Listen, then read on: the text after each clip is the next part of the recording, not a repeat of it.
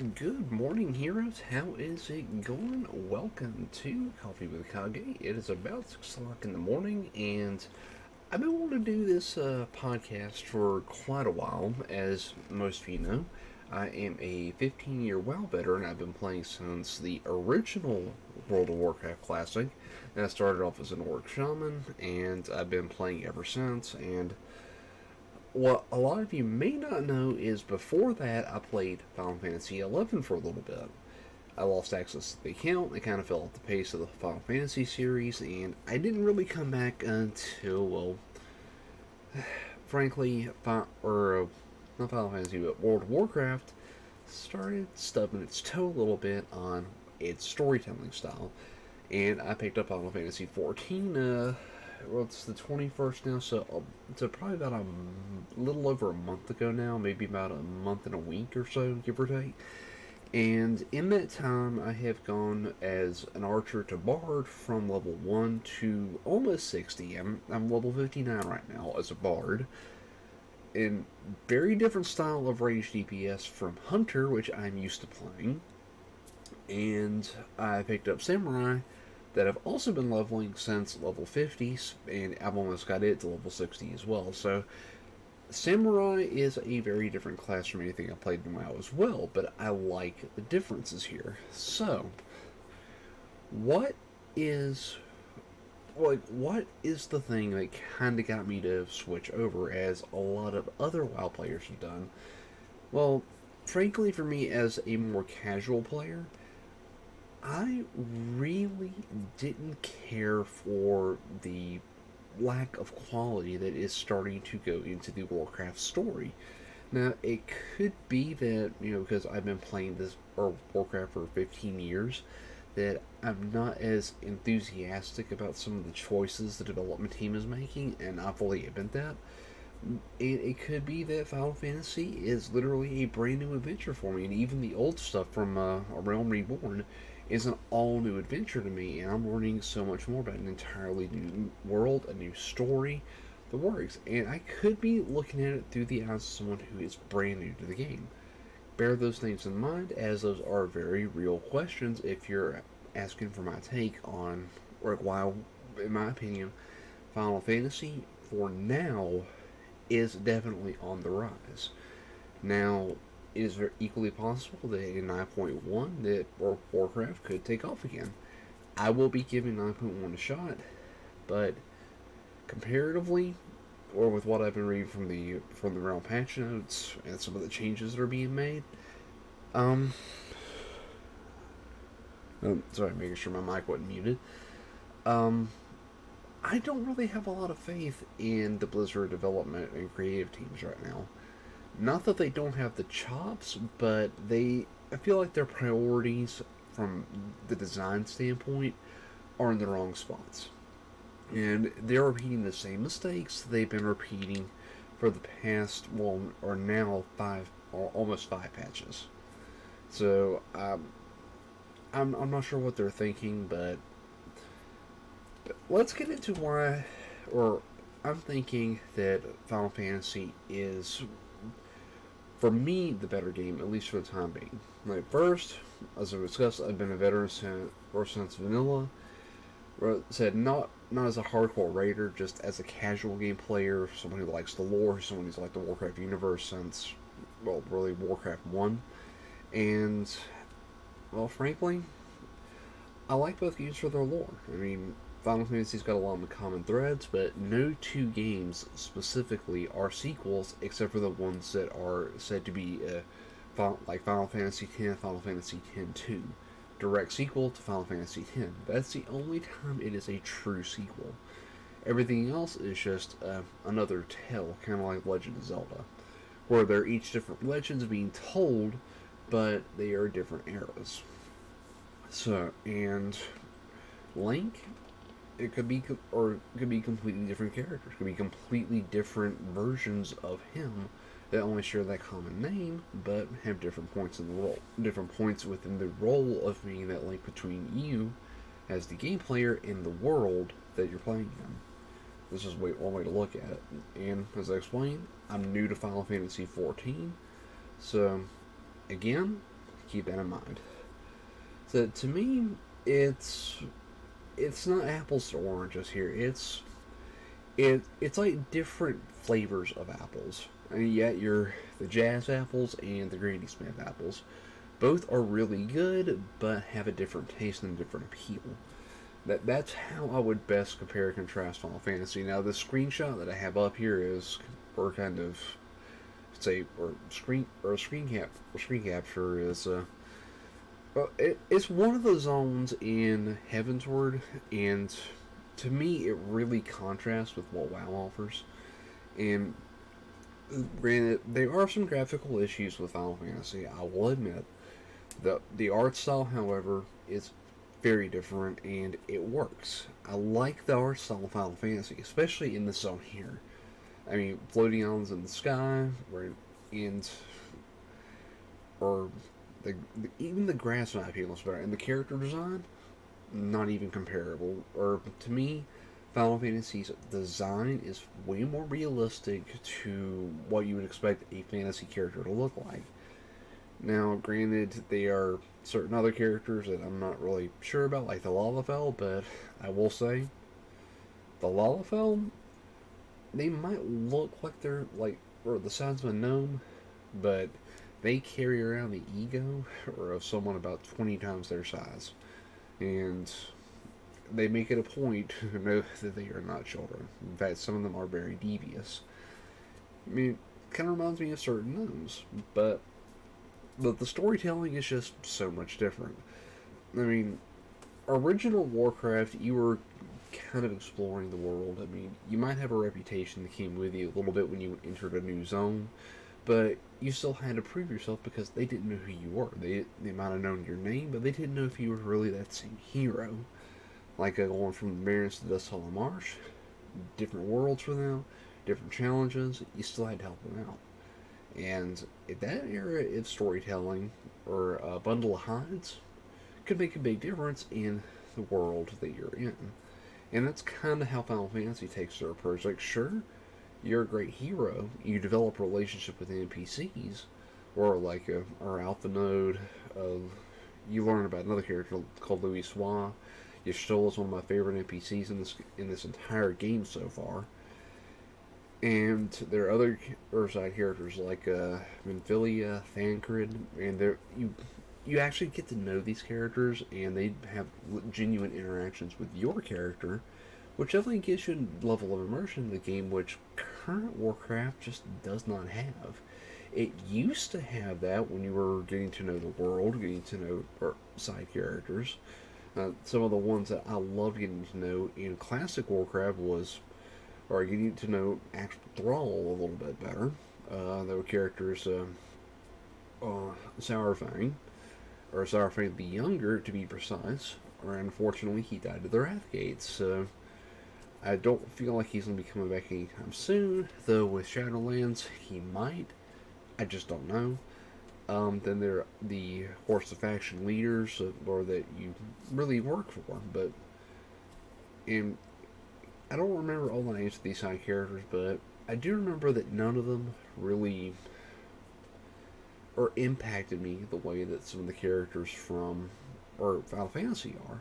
I mean, there was one character that, even in A Realm Reborn, which was arguably probably one of the, it was a fair pace, or once you hit level 30, but then it really hit a brick wall as soon as you hit the post-game content, which I'll go a little further to in a second.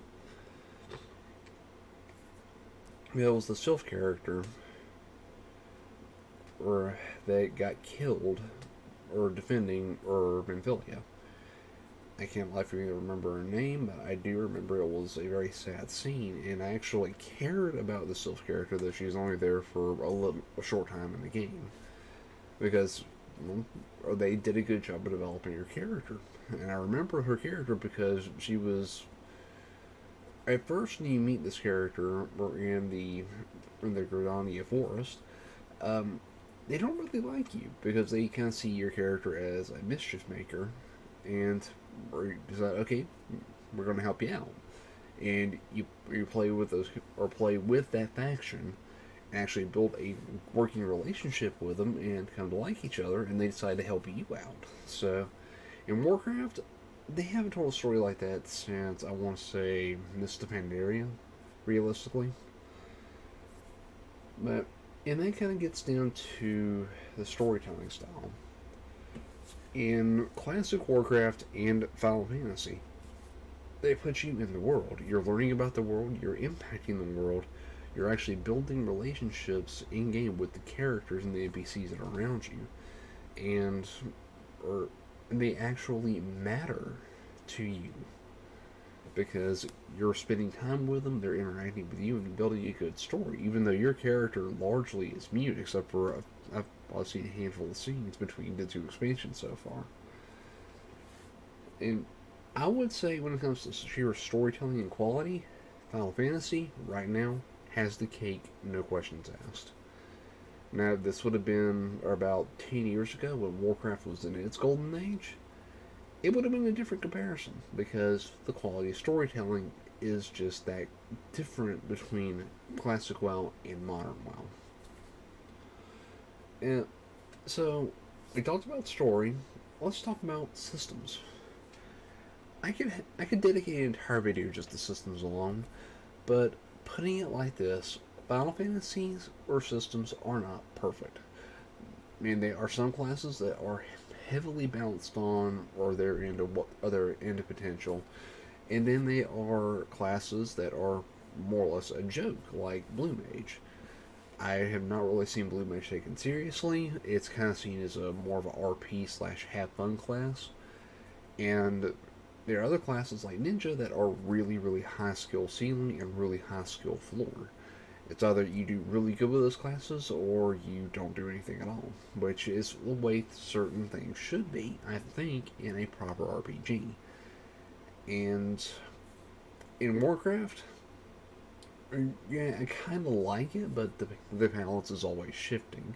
So even though you might be playing Elemental Shaman for one patch, it could change within a couple of weeks to no longer be as viable.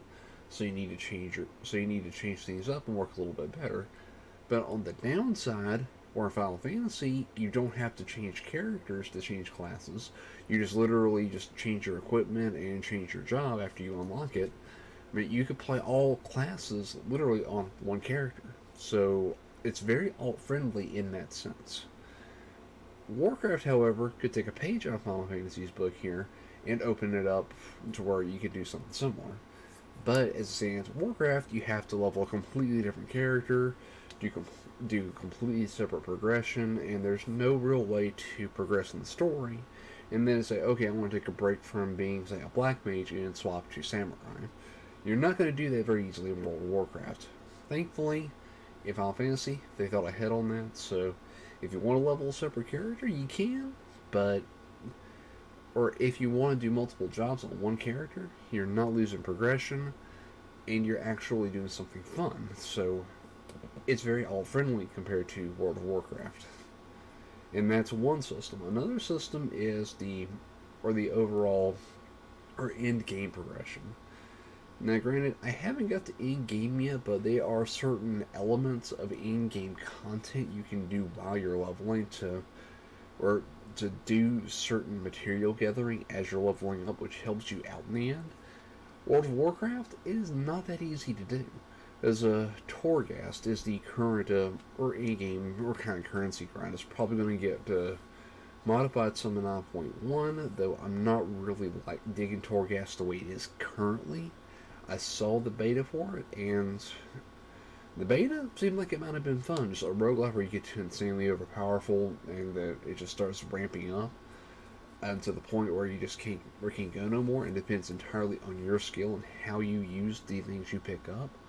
Final Fantasy, I like how there's the scaling a lot better for stuff like that. If you want to get say currency seals for your Grand Company, which is it's kind of like your order, but not class specific. It's where you choose to go. Or then you can do fates while you're leveling up. And the fates are kind of like World Quest, but better structured. Because if you get a fate that's in one of the starting zones, you're scaled down to meet that fate, and you have the skills that you would reasonably within a level range that would do that kind of content. And then when you unlock the higher content, but you can still go back and do that same content again if you want to just get a certain reward or something, or you just want to do them for fun. You get scaled down to the appropriate level regardless of where you go. So they get that a lot better in Final Fantasy. Um, let's see. Oh, or dungeons. Man, I feel like Final Fantasy gets the dungeons perfect in terms of how they handle the scaling. So if you or go into a queue for just a random dungeon to level up, they automatically time walk that dungeon for you. Not in the sense where you level up to the dungeon, but you get scaled down to where you reasonably should be for that dungeon, so it's played as intended. Now, the dungeon quality, that's subject to debate. Some of the dungeons are really good in Final Fantasy, and others are kind of, not really. But the same argument can be said for Warcraft. But I like how they or put the dungeons in part as part of the main story for some degree. So you learn the dungeons and you learn what your role is and how to use your abilities a little bit better with increasing difficulty. And I will say that the mechanics matter or in Final Fantasy, though the style of mechanics does kind of change from what I'm used to, but I would say I rather like the mechanics because if you see a cone in front of a bad guy, you get out of the cone, or the cone disappears, you can stand right back in it and see it all happening without taking damage. In World of Warcraft, it's not quite that simple. In World of Warcraft, as long as that animation's in progress, you could get hit by it. So, differing styles, but I would say I like Final Fantasy's a little bit better in the sense you can actually see it without getting hit by it, if that makes sense. So, for pacing, this is kind of where I get my first major point to WoW. The story pacing in World of Warcraft, or for older content, in my opinion, is far, far superior. As while the storytelling in A Realm Reborn is, while being arguably the least favorite expansion for Final Fantasy XIV, being the complete rework of it, are barring the original, or which was arguably a failure by any measure, or was seen pretty favorably, but compared to the later expansions like Heavensward Onward, which I understand why now, is not the best expansion for Final Fantasy XIV. And simply why is because, well, the pacing is very slow up front. I mean, you're just starting to level. Now, granted, they do a fantastic job of wrapping all that up in a neat little bow when you start getting around I'd say probably about level 45 to 50, when you're starting to put all the storylines together, and your job request also ties into it, or in many ways. So there's a reason to play all the classes so you get the full story. But individually, up until about level 30, it is really slow, and to be honest, I kind of wanted to not play for a long time, because by a long time I mean weeks, because I just felt the story was so slow paced, it wasn't keeping me engaged. But thankfully, once I hit level 30 and got the job, things started picking up a little bit, so I could actually embrace Bard a little bit more, use more mechanics from my class, and enjoy the game like I would like to. And at the same time, the story started picking up a little bit, because that's when things were happening in the city-states, the Green Company was coming in, or the Super Nation or side factions were coming in, like the Scions of the Seventh Dawn. Those were all coming together and working brilliantly to start putting together a great story. In about level 45, or the gas was fully on at that point, and it made sense. But after that, though, the pace started falling off because levels weren't coming as quickly, because you have to get through the post-patch content. And that to me is where Final Fantasy is lags behind a little bit in Warcraft, I think, is being able to progress through that post-patch content in an abbreviated version. And one thing that I wish they would be more clear about up front, and where WoW will let you just go ahead and skip it, is mandatory side quests. And they are truly side quests because they don't really contribute a lot immediately to the main story, but they do come into play later, I'm sure. Because or the parts of the side quests have already come into play, and I'm pretty sure that more is going to come into play for later expansions, which is why they are required. Is stuff like the Crystal Tower series. If you're going to make it mandatory side content, go ahead and just flag it as main story. Because if you're going to have to go through it to progress their main story, even though you're above the level for the main story, it should just be flagged as main story quest. I mean, being realistic. That's it. It's a great story, but just it's not a good feeling for me to have to go through that content, even though it's not content I would choose to go through otherwise. That said, I understand why it's considered mandatory, just like the Chocobo quest to get your mount. I understand why those are required. I would just wish they'd be more clear about why they're required and saying, like, okay, this is going to be critical to the story later on. Do this content. Or if you've already gone through it on another character, giving you the option to skip it entirely and just automatically unlock it. That's the kind of thing I would like to see from both Warcraft and Final Fantasy. But, yeah, different strokes, different folks. So, but once you get past that, though, into Heavensward, which is the first expansion, which I'm almost done playing through because I'm at level 59, the story does start really getting better. As, a Realm Reborn kind of ends in a cliffhanger, and you're basically on the run. That's all I will say about it. And that sets up some interesting inroads into the next expansion, where you're going to one place that's kind of seen as being the most inhospitable place. Or you can do adventure through there in Realm Reborn, but you don't really get the full understanding of why it's so inhospitable till you get there. And the storytelling from there it starts going upward, and I can see the upward trajectory of the quality here, as where this I would compare it to kind of Wrath of the Lich King in terms of the quality level of story that it provides. And the end villain, in my opinion, has some analogous comparison to Arthas, but I'm still going to finish out that story to see the full grasp. And that brings me to the end point of this.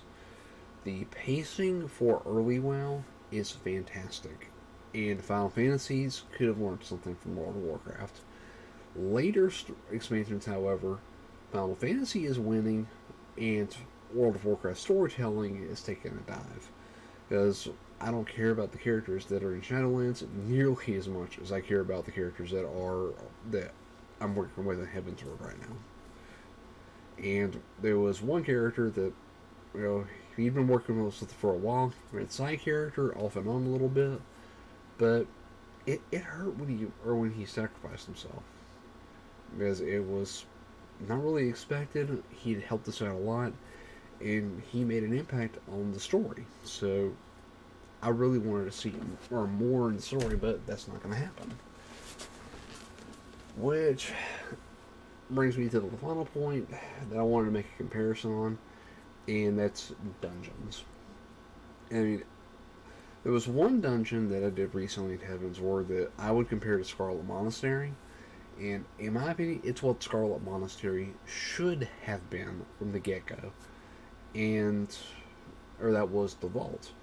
And aesthetically, it is quite literally Scarlet Monastery, but on the scale you would picture it being, or from Warcraft 3, and the descriptions of it in World of Warcraft. I mean, it is this giant, sprawling, huge cathedral, and, Warcraft's, it's not big compared to this. It's tiny. But the thing I like about the Final Fantasy dungeons versus the WoW dungeons is the trash level is so much lower.